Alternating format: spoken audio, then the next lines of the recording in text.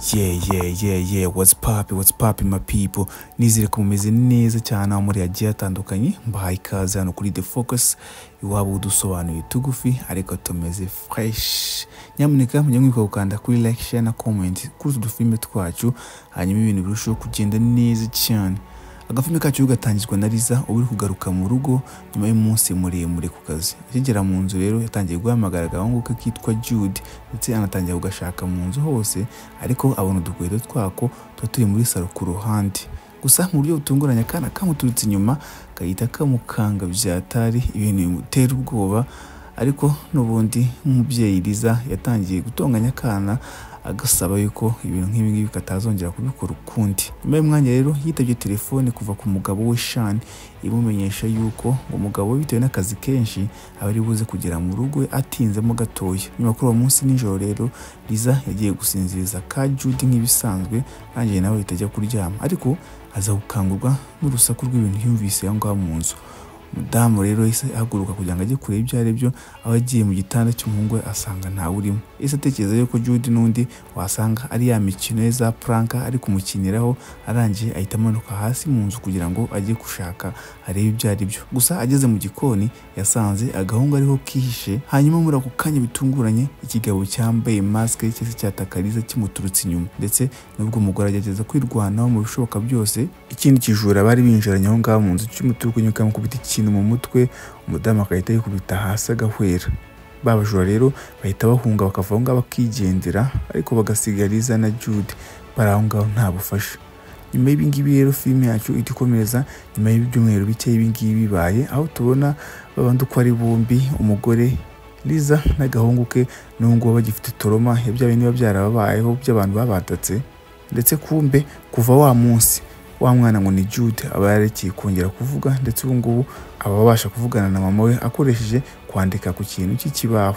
Ababyeyi ba Jude rero bamujyana ku mutherapist wandi baganiriza abantu, ariko agezeyo n'ubundi umwana nawe nanga kwirekura kugira ngo amubwire ibintu byaramubayeho n'ubundi nawe. Ku rundi ruhande rero Liza nawe warahuye n'ikintu cy'igikomereye mu mutwe, abakunda kurwara umutwe hato na hato no kurota inzozi mbi, cyane cyane babajura n'ubundi bamwataka muri buri joro ryose. Dr rero aba yaramugiriye inama yo gushaka uburyo nawe agenda yisubiraho agana mu nzira yo gukira, cyane yuko ari nabyo bishobora kuzafasha umuhungu we nawe kugira ngo abashe gukira. Sean rero nawe wumva iki gitekerezo cyiza, asaba umugore we Liza kwirekura akamubwira ukuntu ibintu byagenze cyagiye babataka, gusa umugore ibyo bintu bihita bimurakaza akanga kongera kubivugaho. Kubera ibi ngibi rero Sean yahise yatanga igitekerezo cy'uko uko ari batatu bafata akantu kagakonje bakava ngaha mu mujyi kugira ngo bajye kuruka mu mutwe. Amashaka kuricaho rero uyu muryango n'ubundi ugera ku nzu ibiri ahantu hayonyine guest house ibe ibera ahantu mu gacyaro. Bamaze gupakura ibintu bari bazanye rero nk'umuryango bagiye gutembera mu ishyamba riri aho hafi, ndetse binarangira bageze ku nzu nziza rwose ya mansion ibiri aho ngaho mu ishyamba, ariko ino nzu tutari dusanga ibifunze nta muntu n'umwe uri kuyibamo, cyane cyane kubera yuko ino nzu bari kuyivugurura. Ku rundi ruhande ariko Jude we yatangiye kumva amajwi aba ari kugenda amuhamagara izina rye, arangiye atangira kuyakurikira muri bizi by'abana.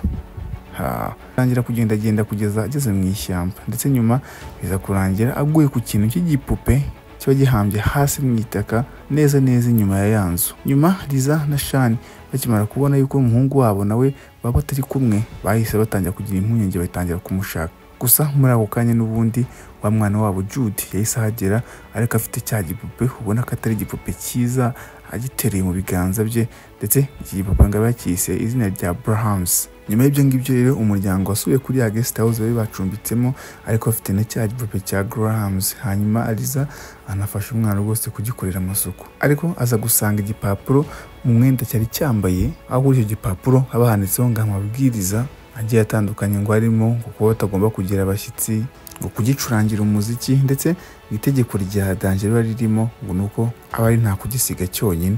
Ngo nibi biba byanditse kuri urwo rupapuro bagaya ni brag. Mw'iryo joro rero Liza yakanzwe no kubona cya gipupe cyahindukiye kiri kumureba, ari kurebera muri miriwari, ariko ahindukiye ngo arebe neza abona igipupe kimwe kirareba ahantu hamwe nk'uko cyari kimeze. Filime sigaye zaratumye nanga ibipupe pe. Igitondo gikurikiyeho rero Liza arikangura agasanga Jude ari gucuranga piano, ngayicurangira Brahms, mu gihe nawe aba yicaye ku ruhande rwe amwegereye, ndetse ahangaha ahita anabona yuko cya gipupe noneho kiba cyambaye neza byatari imyenda imeshe iri gusa neza. Liza rero yatangiye gushimira umuhungu we kubwo kuba yambitse cya Brahms imyenda iri gusa neza, gusa uwo mwana avuga yuko ngo mu by'ukuri ibyo bintu atari wabikoze. Ibyo birabaye. Liza rero akimara kugenda, kamera mu ibanga rikomeye yahise itunga kuri cya gipupe, aho tubona mu buryo bumeze nk'ibitangaza n'ubundi kiba cyahindukiye n'ubundi kiri kureba umwana. Iki gipupe nyamara nyuma igihe barimo bafata ibya mu gitondo, Liza yatwaye Jude na cya gipupe gishyashya aba yabonye cy'inshuti ye kugira ngo bajye gutembera mu ishyamba, nyuma y'uko umwana yari amaze kubimusaba. Bageze ariko kakana n'ubundi kongeye kumva andi majwi, yaje kugakurura akisanga ku isanduku ya kera ibishyinguye ahantu, aho muri iyo sanduku ugasangamo imyenda ya cya gipupe cya Grams irimo imbere. Ariko igihe wa mugore Liza yahageraga, yatunguwe n'ikibuga kinini cyabakanze cyitwa Oz. Ariko nyuma gatoya Joseph ari nawe nyiri kino kibuga yahise ahagera, ahaza akanabibwira, akababwira yuko ngo byanze bikunze icyo kigo impamvu cyakije aho ngaho ari uko cyari kibonye cya gipupe cya Grams, bimeze nk'aho wagira ngo bano bantu baba baziranye. Ariko ubwo nubwo ibyo bintu bimeze gutyo, yama ngo ni Oz ibikomeza kumuka byatari kureba cya gipupe. Gusa ibyo ngibyo ntabwo tuba tuzi impamvu yabyo. Mu ijoro kuri uwo munsi rero Liza aba ari kuvugana n'umugabo we Sean, aho bari kugaragaza impungenge kubera ukuntu umwana wabo aba yarahaye agaciro cya gipupe gishyashya aba yarabonye ngo ni Brahms. Ndetse ahangaha ahita anishura umugabo we yuko imyenda ya cya gipupe aba yayisanze ishyinguye mu isanduku baba babonye handi mu ishyamba. Gusa umugabo we Sean amubwiye yuko agomba kwitonda akareka umwana agatuza, ngo cyane yuko baba babonye yuko umwana wabo ari kubyishimira, ari kwishimisha ntari biryabo nyuma y'igihe kinini yari amaze ari mu gahinda nta kwishima.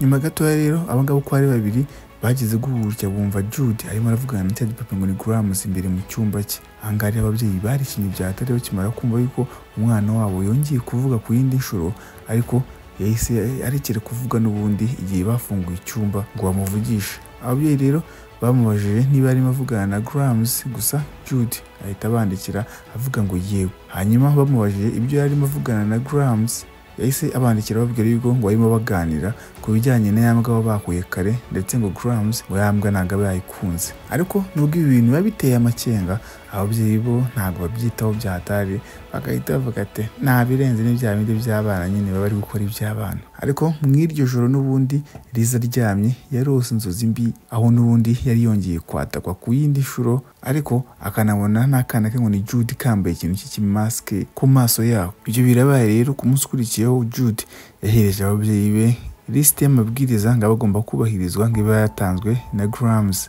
Ndetse muri aya mabwiriza harimo bya bindi ngo nta bintu byo kugira abashyitsi, ngo igihe cyose n'ugura Grams wamusukuye, ndetse ngo agomba kuzajya aza ku meza igihe bari gufata amafunguro nawe akaba yicaye nk'umunyamuryango, n'ibintu byo kutamusiga wenyine na rimwe, n'andi mabwiriza menshi. Gusa ibi ngibi ababyeyi n'ubundi ntabwo babyitaho, cyane ko baba bari kwizera yuko byanze bikunze ari umwana uri kubazanaho ibintu by'imikino iri aho ngaho.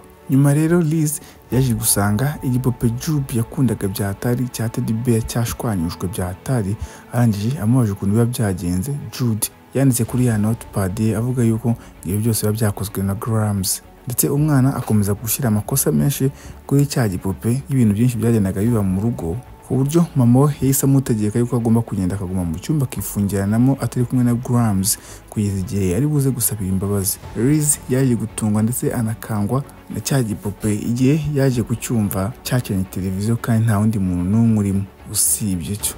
Yahise avuga ko byanze bikunze iki gipupe bari gatumwa. Gusa nabyo ntiyabyitaho, aravuga ati wenda wasanga ari Jude uri kunkina y'ibintu by'imikino by'abindi bya prank n'ubundi. Ariko umwana amubwira yuko mu by'ukuri icyo cyumba atari ibyo bintu baba babikoze cyo gucana televiziyo. Nyuma y'akanya gato rero yaje kugaruka mu gikoni, ariko n'ubundi ahita abona yuko Brahms ahantu yari yicaye aba adahari. Bitunguranye rero yahise yumva Jude ari kwirukankira mu cyumba cye, arangije ahita amukurikira kugira ngo ajye kumureba n'ubundi atangira amutonganye. Ariko nubwo yari afite umujinya, yageze ku cyumba cy'umwana we asanga kirafunze kandi gifungiyemo imbere. Aka kanya rero Liz yarahindukiye, ariko ahita abona Jude amuhagaze iruhande, ibintu bita bikonfirma yuko ari cya gipupe cyo kikingiranyemo imbere. Noneho ubwoba bwe burushaho kuzamuka, yongeye gukora ku rugi asanga rwafungutse, arangije abona rwa rupupe rwari rwicaye imbere ku ntebe witonze. Gusa n'ubundi umugore yanga kwizera ibintu ari kubona, aho yatangiye kwibaza se ibintu mba nabonye kare nibyo koko cyane ubwonko bwanjye bwanyerekaga ibintu bidahari. Ariko ubwo uko iminsi bigenda yicuma, Jude abakomeza kugenda ajya ahantu hose ari kumwe n'icyo gipupe ngo ni Grams. Ndetse kubera ibi ngibi ababyeyi batangira kugira impungenge byatari ku buryo baje guhamagara n'ubundi wa mutherapist kugira ngo bamuhereze raporo y'ukuntu umwana we asigaye ameze. Gusa wa mutherapist yababwiye yuko nta mpamvu yo kugira impungenge cyane, ndetse wahubwo ababwira yuko kuba afite cya gipupe cya Grams ari ibintu byiza cyane kuri Jude, ngo cyane yuko bizatuma yongera kugaruka muri mood akamera nk'uko yasanzwe ameze mbere. Ndetse rwose abasaba yuko bamureka umwana akigumanira igipupe cye. Hanyuma Dr anabohereza amalinki avuga ku bintu by'ibipupe bisanzwe bifasha abana nyine bafite ibintu by'ibibazo, ariko iki ngiki ndabona cyaraje kubica tu. Umunsi umwe rero Liza abari kuri internet ashaka kwiga byinshi kuri bya bipupe biba bimeze nka Grams, ndetse ahangaha nibwo yaje kumenya yuko buri gipupe cyose ngo cyo gifite serial number cyangwa se umubare ukiranga, ngaye nawo umubare uba werekana abandi bantu bose bashobora kuba baragitunze na mbere. Hanze y'inzu rero igihe Jude yarimo yikinira na Grams, wa mugabo ngo ni Joseph yabaje kubageraho, aho yababwiye yuko ngabo ari gushaka imbwa ye ngo cyane yuko ibimaze igihe kinini yabuze. Ubu ntirwahivuganye n'urupupe, gusa mbere yuko yavuga ibintu byinshi Liz yahise ahagera atangira kuvuga yuko ibintu by'imbwa ntabyo bazi cyane ko bari bibera ahangaha mu rugo. Abyumvise rero Joseph yahise yemeza kuva ahangaha akagenda. Gusa mbere yuko agenda arabanza yitegereza rwa rupupe, ararwitegereza bya hatari. Igitondo gikurikiyeho rero Liz n'ubundi ajya kureba serial number za Grams ku kirenge, ariko agasanga ntaziriho. Ndetse noneho bihumira ku mirari akubitanye na kaga kayi Jude aba yandikamo ibintu, agasangamo ibintu by'ibishushanyo biteye nk'ubwoba bw'ikiganiro abasanga bagirana na Grams. Ndetse muri ibi bishushanyo biba byerekana imbwa zagiye zicwa nabi cyane, ndetse n'ibyo bishushanyo kanabonamo Ike n'umugabo we Sean nabo barashwe na wa mwana wabo ngo ni Jude ahagaze iruhande rwabo. Mu ijoro kuri uwo munsi rero Jude yambaye neza nk'ukuntu cya gipupe cyo cyambaye, hanyuma aza kurya ibya nijoro. Arangije mu buryo butunguranye yahise asaba yuko ngo Grams nawe agomba kuzajya yemererwa kuza kurya agasangira nabo, ndetse ngafite n'isahani ye. Gusa ibi ngibi ababyeyi baramubwira ati ba mwana jya ugabanya ibintu byo kwishyushya, bamusaba kugabanya iby'uburangaza ahubwo akarya ibiryo baba bamuhaye. Nyuma gato rero Sean yahise anatangaza yuko ngabo yatumiye umuvandimwe we n'umuryango we wose kugira ngo uze babiganirira. Ariko igihe Jude yandikiye rya tegeko ari kuyibuza yuko ngo abashyitsi baba batemewe nk'uko Grams aba yarabisabye, Liza yahise amwibuza yuko icyo gipupe atari cyo kizana ibintu by'amategeko ahangaha muri uru rugo rwabo. Gusa ibi ngibi bitera umujinya cyane Jude, akahita yandika ababwiye yuko ibi ngibi biri gutera umujinya cyane Grams. Amaze kuvuga ati wa mwana biva muri ayo ngayo, Liza yahise ava ngaho ajya mu gikoni, ariko aza gutungurwa no kumva ikintu gisakuza ahita agaruka. Akigaruka muri salo rero yatunguwe no gusanga ya meza yo kuriraho ishwanyujwe byatari nkaho wagira ngo ikintu kikubise.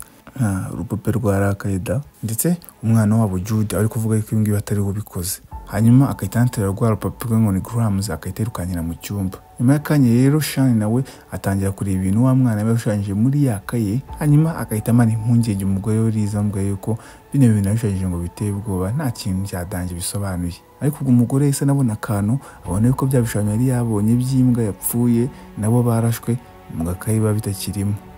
Ibiti bizamura amakenga ari kuri uno mugore, ariko ari nako binatuma ino couple itangira kutumvikana, bari kwibaza ikintu kiri kuba kuri wa mwana wabo. Ndetse noneho Liza biranamucanga igihe umugabo we Sean yamubwiye yuko ngo yameze yikubise hasi ari we ngo yikubise hasi.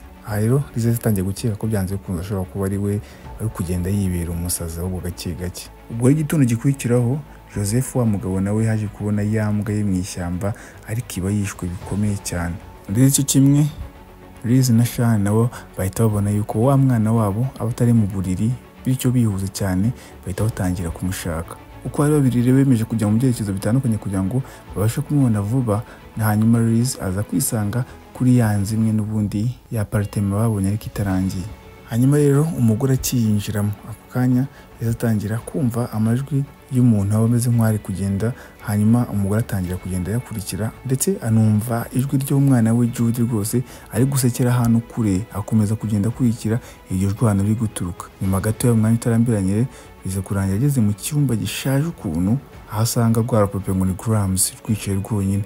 Gusa muri ako kanya Jude nawe yahise yinjira avuye ahantu mu gakorosi yambaye urunuguru mask n'ubundi gwenda kumenya nk'urwa kera igipupe cyo gifite. Gusa Liza yambaye mask umwana mu buryo bw'ibitangaza, umwana yarongeye aravuga aho yahise asaba imbabazi mama we kuko kuba yagiye atamusabye uruhushya. Nyuma gato rero Joseph na Shani nabo bageze muri cya cyumba gishaje aho bari baje kubashaka, hanyuma Jude asaba n'imbabazi papa we, hanyuma ababyeyi barongera barishima kumva umwana wabo yongeye kuvuga nyuma y'igihe kirekire.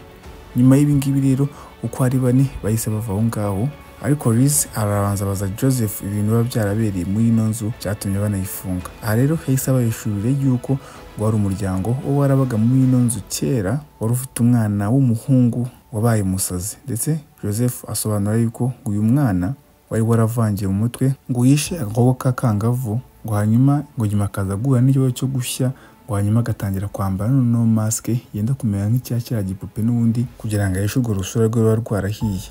Ndetse ikigaragara cyo ni ya mask imwe n'ubundi wa mwana Jude nawe wari kwambara muri ino minsi. Icyongeye kuri ibyo ngibyo rero Joseph komeza gusobanura anabishura yuko ababyeyi bawa mwana ngo byaje kurangira n'ubundi bose biyahuye, uwo mwana nawe noneho agatangira ngo kwica abantu benshi byatari. Ashaka kumenya byinshi rero kuri icyo kintu, Liz yabaje amazina ngo y'uwo mwana, hanyuma Joseph ahita abatangariza yuko uwo mwana aba ari nta wundi yitwaga Grams cya gipupe.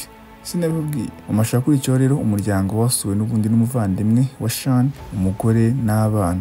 Abakuru rero basigaye baganira mu gihe abana nabo basohotse hanze kugira ngo nyine bagende bikinira nk'abana. Gusa kubw'amahirwe make umwana mukuru witwa Will dusanga ananinyuzura kuko ako kanya ahita atangira gusereza Jude amwita umurwayi wo mu mutwe, ndetse atangira kumukanga ngo yuko urwa ruvupe aba akunda kuzererana ari buze kurumena. Jude rero aramwinginga amuheza agasopo amubwira yuko atagomba kurakaza Grams, gusa umwana nawe yanga kumva komeza guserereza. Abana rero biza kurangira bahanganyemo igihe barimo barwanira ingofero n'ubundi ya Grams, umwe akurura undi yanze kurekura. Bari hagati muri ibi ngibi Jude yarahindukiye areba cya gipupe ngo ni Grams, arangije ahita arekura, hanyuma wa mwana wari washyizeho imbaraga nyinshi yahise asubira inyuma aho yagiye yikubita mu kintu cy'igisongo cyari gishinze aho ngaho ku ruhande. Kigaragara cyo ni cya Grams kimuhaye komande tu. Gusa byose cyane ababyeyi bahita bihutira kwihutana n'umwana kwa muganga atarashiramo umwuka. Nyuma kuri uwo munsi mw'ijoro rero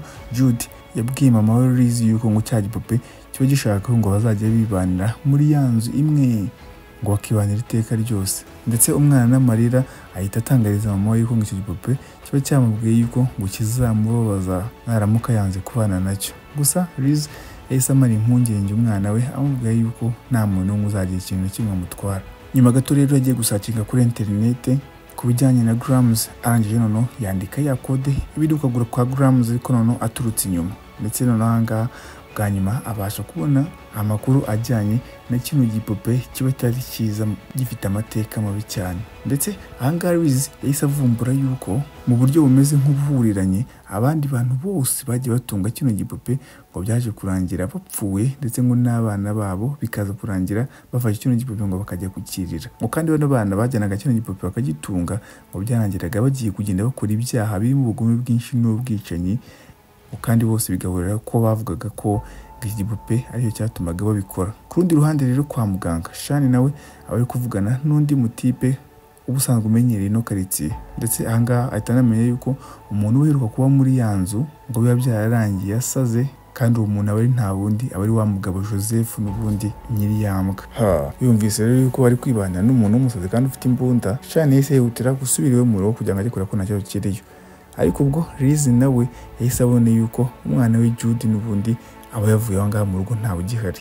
Yahise ajya gushaka umwana we, ariko mu buryo butunguranye Joseph yahise abinjirana aho ngaho afite ya mbunda ya rumena amabuye. Aha rero yamaze impungenge Liz amubwiye yuko umwana we Jude ameze neza nta kibazo na kimwe afite, ahubwo avuga yuko ngarangaha kubera yuko ari Grams wayimusabye. Aha rero Joseph yatangiye kuvuga yuko ngari we ubundi uwo wararemye Grams akamugera aho ngaho, nyuma yuko ngo ibice bye byinshi byari byaragiye bitakazwa akamufata akamuteranya. Ndetse ahangaha bahita badushura yuko ngo kino gipupe ngo gikunda gufatirana ubundi abantu baho ngaho b'abanyantege nke, ndetse ngo kiba cyarabonye yuko wa mwana Jude ari we gipimo cyiza nk'umwana wari uri aho ngaho yitonda. Ariko amaze guhaga ibintu cyo kigabo cyo kiri kuvuga Liz yahise afata buje yiri aho ngaho akimena mu maso, arangije yatangiye kwirukanka noneho agana kuri ya nyubako imwe. Aho yagezeyo asanga Jude n'ubundi yambaye ya mask imwe igihe cya gipupe ndetse anatereye rwa grams mu ntoki ze. Arangije yasabye umwana we Jude